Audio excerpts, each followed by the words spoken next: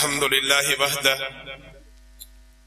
والصلاة والسلام على من لا نبي بعده أما بعد فأعوذ بالله من الشيطان الرجيم بسم الله الرحمن الرحيم وما محمد إلا رسول قد خلت من قبله الرسل أفإن مات أو قتل انقلبتم على أعقابكم ومن ينقلب على عقبيه فلن يضر الله شيئا وسيجزي الله الشاكرين. وقال النبي صلى الله عليه وآله وسلم إن الرسالة والنبوة قد انقطعت فلا رسول بعدي ولا نبي بعدي صدق الله العظيم وصدق رسوله النبي الكريم ونحن على ذلك لمن الشاهدين والشاكرين والحمد لله رب العالمين. جناب محترم علامہ قاری شبیر احمد عثمانی صاحب، میزبان انٹرنیشنل ختم نبوت موومنٹ، دیگر قائدین محترم، علماء کرام، سامعین محترم، آج 7 ستمبر ہے اور آج ہی کے دن 7 ستمبر 1974 کو پاکستان کی پارلیمنٹ نے ایک کاری ضرب لگائی قادیانی لابی کے اوپر اور ایک متفقہ طور پہ انہیں غیر مسلم ڈکلیئر کیا. میرے دوستو، پارلیمنٹ نے انہیں غیر مسلم قرار دے دیا، لیکن میں آپ سے یہ بات عرض کرنا چاہتا ہوں کہ 1974 کے بعد سے لے کر کے آج تک قادیانی لابی کی سازشیں نہیں رکی. قادیانی لابی کی طرف سے جو ریشہ دمانیاں تھی وہ نہیں رکی. وہ قانون اپنی صحیح روح کے ساتھ امپلیمنٹ نہیں ہو سکا، جس کا نتیجہ یہ ہے کہ آج بھی میرے ملک کے اندر قادیانی لابی متحرک ہے.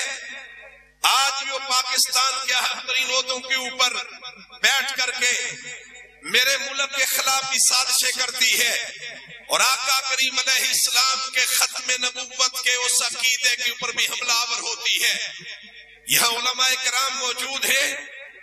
میرے دوستو، جو طلبہ کے لیے نصاب بنایا جاتا ہے، کبھی اس نصاب کے اندر سے ریشہ دبانیاں کر کے ختم نبوت جیسے مسلمہ عقیدے کو نکالنے کی کوشش کی جاتی ہے، اور ان نصاب کے اندر قادیانی لابی اپنی شرارتیں اور اپنے مضمون مقاصد اس میں داخل کرتے ہیں، اور کبھی پاکستان کے اہم ترین مناصب کے اوپر بیٹھ کر کے پاکستان کی نظریاتی سرحدات کو کھوکھلا کرنے کی کوشش کرتے ہیں. میں آپ کے علم میں لانا چاہتا ہوں کہ ان اسمبلیوں میں اگر جاگیردار بیٹھے رہیں گے، اگر سرمایہ دار بیٹھے رہیں گے، اگر مغرب کے ذہنی غلام رہیں گے، اگر لبرل اور سیکولر مائنڈ لوگ یہاں مسلط رہیں گے، تو میرے پاس شعور ساتھیوں، پھر ان اسمبلیوں کے اندر کبھی قادیانی لابی کے اوپر بنا ہوا قانون متنازع بنایا جائے گا، کبھی میرے ملک کے آئین کی اسلامی شکوں کو خطرہ لاحق ہوگا، کبھی میرے ملک کے اسلامی دستور کو خطرات لاحق ہوں گے. اس کا حل کیا ہے؟ اس کا حل یہ ہے کہ ان اسمبلیوں میں، ان قانون ساز اداروں میں ان اہل علم کو پہنچنا چاہیے. ان علماء کو محمد رسول اللہ کے غلاموں کو، ان مجاہدوں کو جو ان اسمبلیوں میں بیٹھ کر کے ختم نبوت کے قانون کا تحفظ بھی کر سکے، قادیانی لابی کی سازشوں کا مقابلہ بھی کر سکے. میں آپ کے علم میں لانا چاہتا ہوں، یہ ابھی چند مہینے پہلے کی بات ہے، بدو ملی ضلع ناروبال، وہاں ہمارے جماعت اسلامی کے ایک پرعزم ساتھی، انہوں نے ختم نبوت کا ایک بینر اویزاں کیا. قادیانی گنڈے اکٹھے ہوئے، انہوں نے کہا اس بینر کو اتارو. انہوں نے کہا یہ بینر لگا چکا ہوں، یہ نہیں اترے گا. میرے دوستوں، اس پہ حملہ کیا گیا، اسے زخمی کر دیا گیا. زخمی کرنے کے بعد پولیس FIR کرنے کے لیے تیار نہیں تھی. ہم موقع پہ پہنچے. ہم موقع پہ پہنچ کر کے ہم نے صدائے احتجاج بلند کی. وہاں پوری ضلعی انتظامیہ اکٹھی ہو گئی.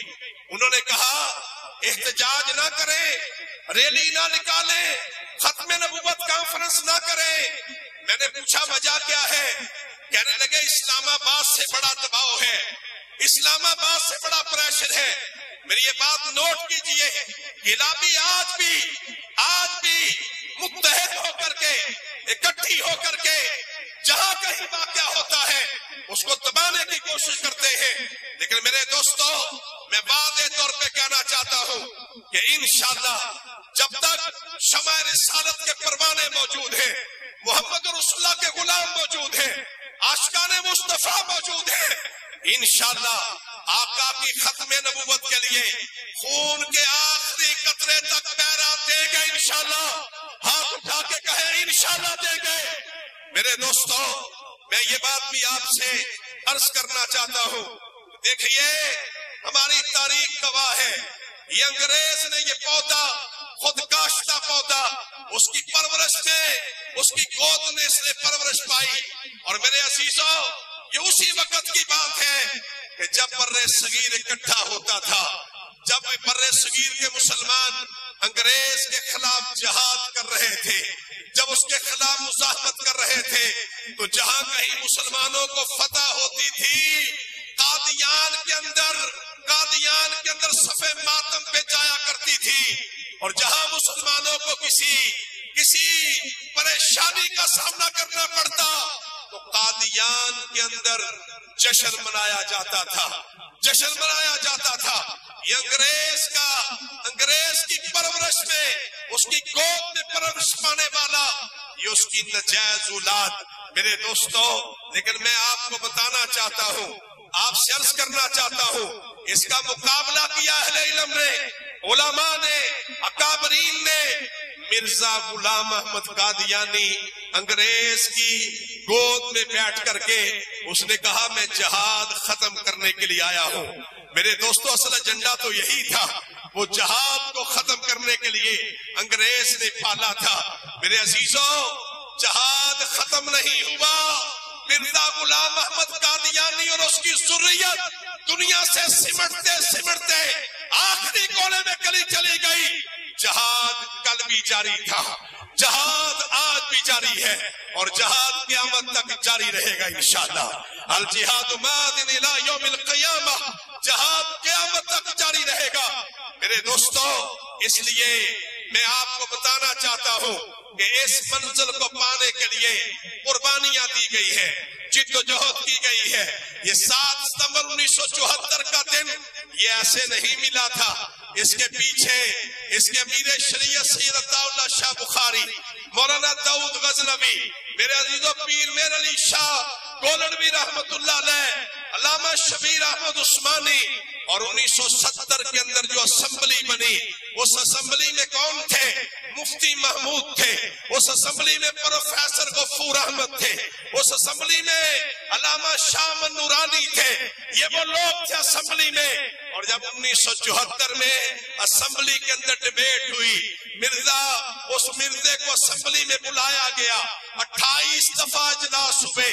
28 دفعہ کے اجلاس میں دلیل کی بنیاد میں, میرے دوستوں قرآن و سنت کی روشنی میں, میرے عزیزوں براہیم کی روشنی میں, دلائل کے ساتھ ان کو پوری پارلیمنٹ کے سامنے بے نقاب کر دیا گیا, بے نقاب کر دیا گیا.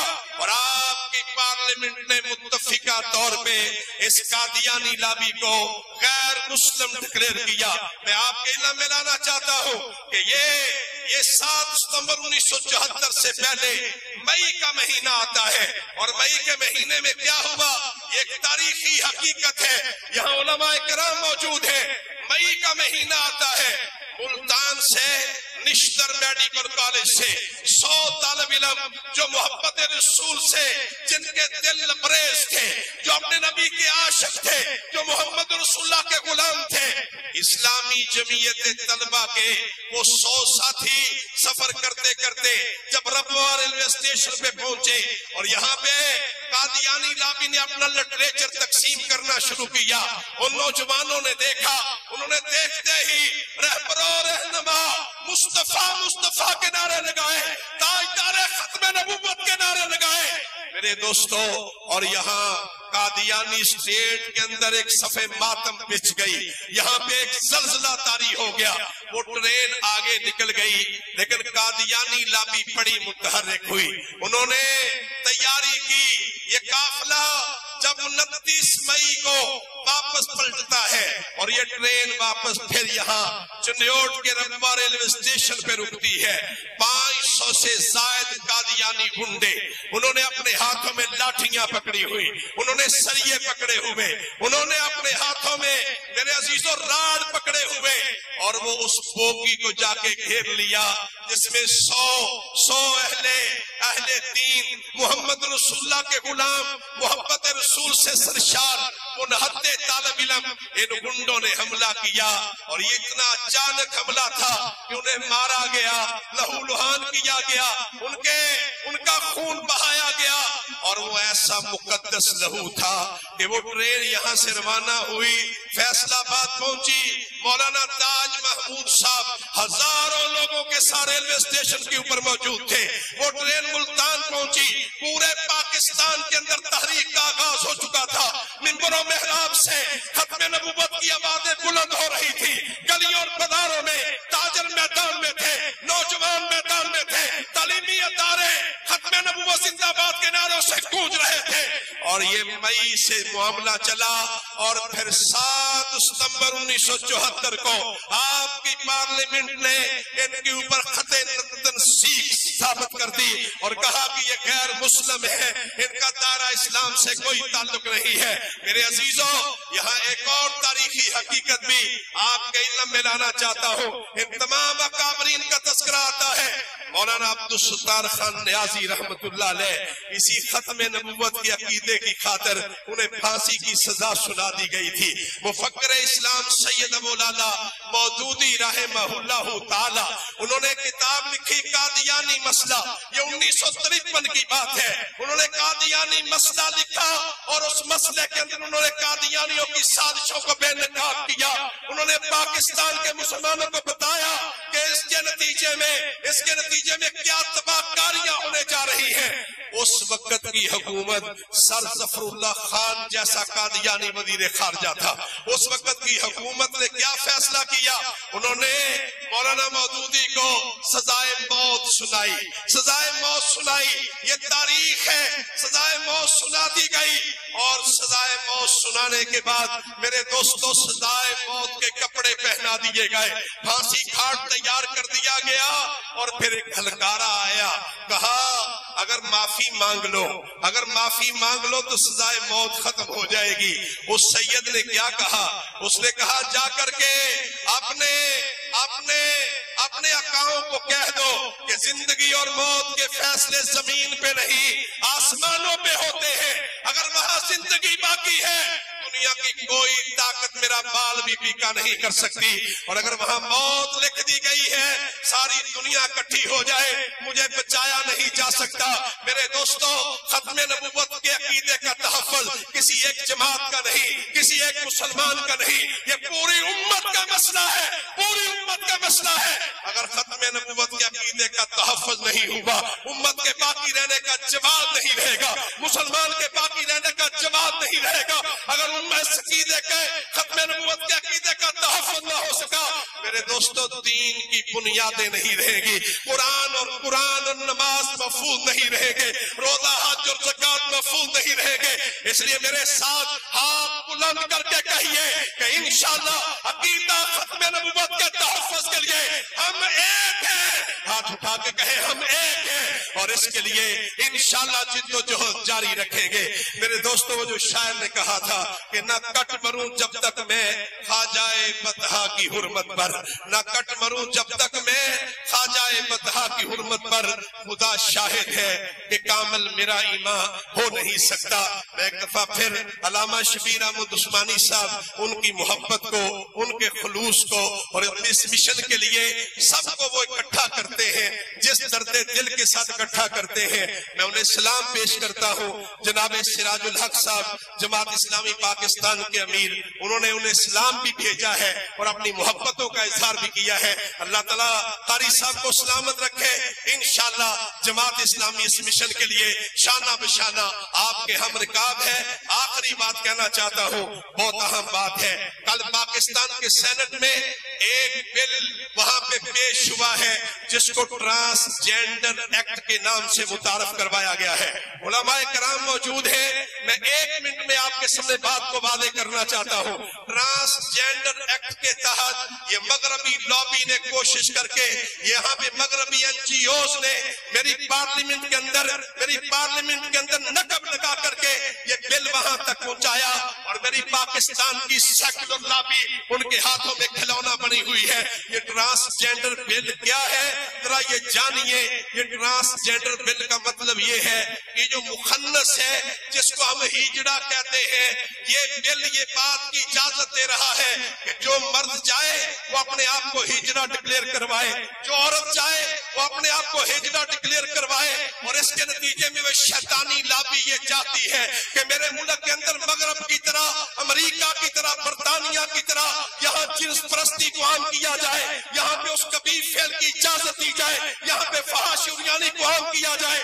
کل سینٹ میں سینیٹر مشتاق احمد خان جماعت اسلامی کے سینیٹر، انہوں نے اس کو رد کیا ہے، اس کو مسترد کیا ہے، لیکن حکومتی لابیاں اتنی مضبوط ہیں، مغربی این جی او یہاں اس قدر مضبوط ہے، اور وہ لوگوں کو خرید کر کے قانون سازی کرواتی ہے۔ میں علماء کرام سے کہنا چاہتا ہوں، منبر و محراب سے اس کے خلاف آواز بلند کیجئے، عوام الناس کو آگاہ کیجئے کہ یہ مغربی ایجنڈا ہے، اور مغربی ایجنڈا پاکستان کی قوم کو قبول ہو سکتا؟ ہاتھ اٹھا کے کہے قبول نہیں ہو سکتا۔ یہ ملک کلمے کے نام پہ بنا، یہ ملک باقی رہے گا تو کلمے کے نام پہ رہے گا، یہ ملک ترقی کرے گا تو کلمے کے نام پہ کرے گا۔ ہم کلمے کی بنیاد سے پاکستان کو ہٹنے، ہاتھ اٹھا کے کہے ہٹنے نہیں دیں گے، نہیں دیں گے، نہیں دیں گے۔ بہت شکریہ۔ حضرات گرامی قدر، ابھی آپ کے سامنے علامہ جاوید قصوری صاحب بہت بڑے ایمان افروز بیان فرما رہے تھے۔ وقت کی